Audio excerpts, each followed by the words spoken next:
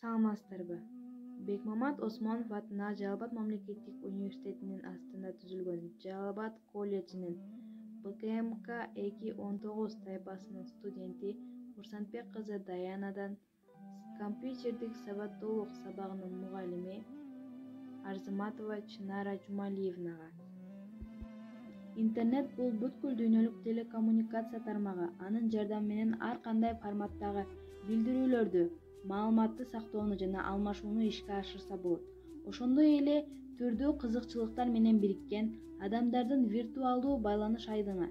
Бул максатты ишке ашыруу үчүн социалдык тармактар, тиркемелер, сайттар кызмат кылышат. Интернетти бүткүл дүйнөлүк желе деп да атап коюшат. Интернеттен ар кандай маалыматтарды билип алса болот. Дүйнөлүк желе маанисиндеги интернеттин пайда болуу тарыхы 20-кылымдын экинчи жарымына барып такалат.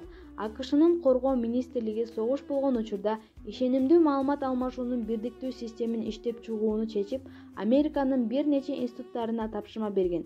1957-жылы АКШнын коргоо министрлигинин алдында уюшулган алдыңкы изилдөө долбоорлорунун агенттиги 1969-жылдын 1-сентябрында изилдөө институттарынын ортосундагы компьютер аркылуу маалымат алмашууну камсыз кылган алгачкы бириккен желени түзүп чыгат.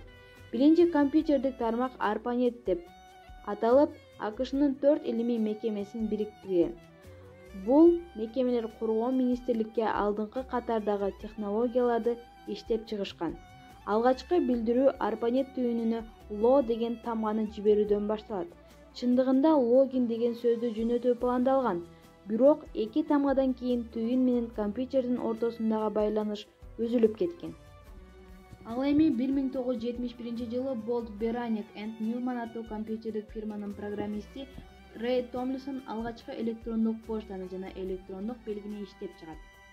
1973-жылы маалымат алмашуу тармагына Норвегия жана Улуу Британиянын ири уюмдары кошулуп, тармак эл аралык деп аталып калган. 1982-жылы ARPANET TSI IP аталыштагы бирдиктүү тармактык тилди түзүп чыгуу менен азыркы интернет келип чыккан. 1983-жылы ARPANET маалымат берүүдө жалпы протоколду түзгөндөн кийин интернет деп аталат. 1988-жылы кыскача тексттик билдирүүлөр менен сүйлөшүүгө мүмкүн болгон. 1990-жылы интернет дүйнөлүк желе деп аталган. Анткени бир эле компьютерден дүйнөнүн булуң-булчуңундагы маалыматтар менен таанышууга жол ачылган. Кыргызстанга болсо интернет 1995-жылдан тартып келе башталган. Алгач болуп интернет баракчаларын чектөөгө алуу 1999-жылдан баштап катталган. Бул жылдардан тартып Кытайда, Сауд Арабиясында, Иран, Египет диний жана саясий көз караштарга туура келбеген сайттарга чектөөлөр киргизилген. Алгач пайда болгондо коммуникациялык технологиялардын ичинен радио 38 жылдын, телевидение 13 жылдын ичинде дүйнө боюнча 50 миллион угарман жана көрөрман топтосо, интернет пайда болгондон кийин 5 жылдын ичинде гана 50 миллион колдонуучусун топтой алган. Натыйжада интернет дүйнөдөгү эң бат жайылган жана эң оперативдүү маалымат булагына айланган. Интернетти туташуу зымдуу жана зымсыз болуп бөлүнөт. Дүйнөлүк интернет тармагынын каркасы кубаттуулугу күчтүү хост компьютерлерден турат. Алар күнү-түнү тынымсыз маалымат алмашууну камсыздайт. Хост компьютерлер телефон, оптикалык була, кабель жана зымсыз каналдар менен өз ара байланышта болот. Компьютерде, ноутбукка, планшетте жана уюлдук телефондо атайын браузерлер бар. Каалаган браузерге кирип, издеп жаткан маалыматтын дареги жазылат. Жазылган шилтеме провайдерге интернет кызматын көрсөтүүгө барат. Ал эми провайдер суралган маалыматтын дарегин серверге жөнөтөт. Сервер сакталган файлдардан изделген маалыматты алып, кайрадан провайдерге жөнөтөт. Провайдер браузерге жиберет. Ошентип браузер биз издеген маалыматты текст, видео жана фото түрүндө берет.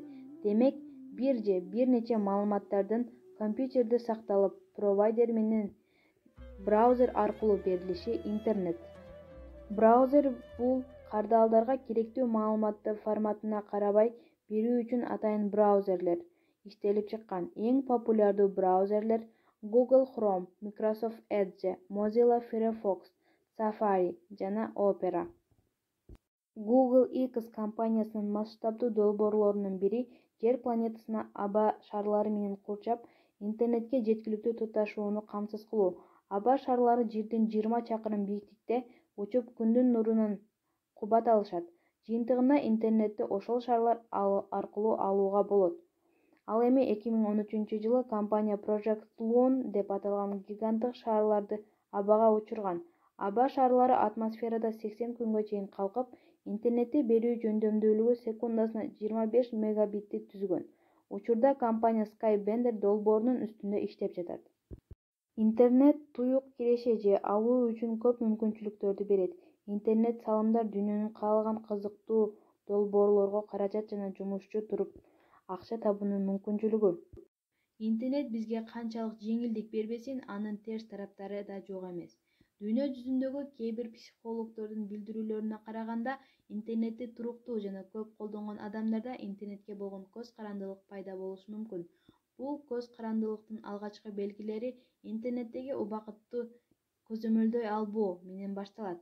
Интернет баракчаларына ашыкча кызыгып, андан мына чыгам, ана чыгам деп башка ишин таштап интернетке сүңгүп кирип кетүү ага болгон көз карандылыктын анык мисалы. Психологдордун айтымында, интернетке көп кызыгуунун натыйжасында адам чыныгы жашоодон алыстап, виртуалдык жашоого кирип кетиши мүмкүн.